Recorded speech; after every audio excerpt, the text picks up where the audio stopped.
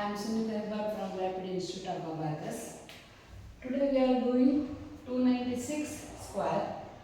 Square means 296 into 296. Okay. ಇದಕ್ಕೆ ನಾವು 4 add ಮಾಡಿ ಇದನ್ನು 300 ಮಾಡ್ಕೊಳ್ತೇವೆ. ಇದರಲ್ಲಿ -4 ಮಾಡಿ ಇಲ್ಲಿ ಬರ್ಕೊಳ್ತೇವೆ. That is 292. ಓಕೆ, ಇದೆರಡನ್ನು ಮಲ್ಟಿಪ್ಲೈ ಮಾಡುವಂಥದ್ದು. ಈಗ 3 2s are 6 and 3 9s are 27, 3 2s are 6 plus 2 8 and double 0. So 87,600 ಬಂತು. ಆಮೇಲೆ ಇಲ್ಲಿ -4 ಅನ್ನು ಸ್ಕ್ವೇರ್ ಮಾಡಿ ಬರೆಯೋದು. -4 ಅನ್ನು ಸ್ಕ್ವೇರ್ ಮಾಡಿ ಬರೀಬೇಕು. That is 16.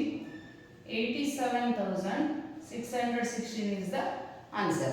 Pick up the calculator and check the answer. Thank you.